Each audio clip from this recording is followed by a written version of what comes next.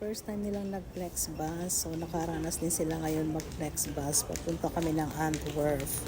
So, mula sa Antwerp, papunta kasi kami sa aming flight sa Brussels. So, dito yung flex bus station. So, nakasakay na kami sa flex bus on the way to Antwerp.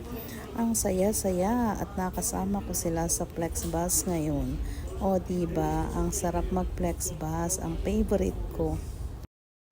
Ayan, may parking area na rito sa may paradahan ng Flexbus. So, dito na kami sa Antwerp. On the way to Antwerp na. Andito na sa Antwerp, diba? Kita mo? At least pag nasa Flexbus ka, kita mo lahat ng mga view. Ganda-ganda ng view. So, we are here in Antwerp now. Look at this. I remember my children. Ayan. Ayan, 4 na babae.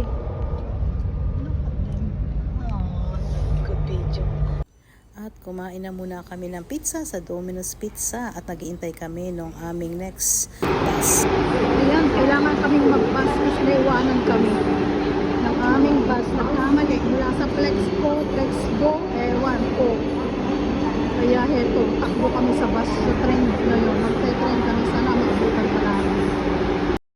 Naiwanan kami na next bus kaya Diyos ko, kaya na nangyari. Nag-train naman kami.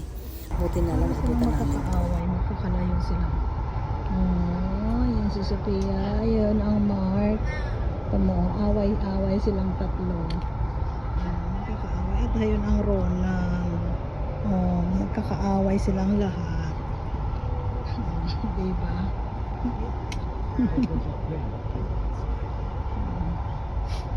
Sa wakas nakarating din kami sa Brussels Airport. Akala ko may iwanan kami ng flight namin. Nag-train kami kasi naiwanan kami ng bus. Oh, so, ayan. So, may time na kami mag-picture-picture. Naka-relax-relax waiting for our flight to Barcelona. So, ayan, Barcelona. Talagang darating na kami dyan. Talaga kasi hindi na kami naiwanan ng train. Only one bag, not So, two. grabe ang hassle. Sobra.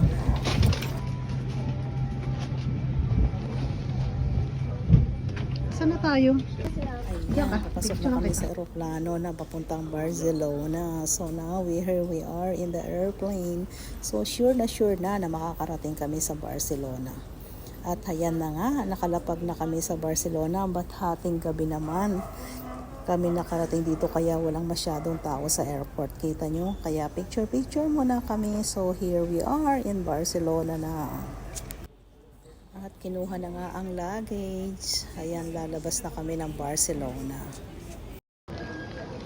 Ayan, iintayin natin sila sa Arribades. Wow, welcome back to Barcelona.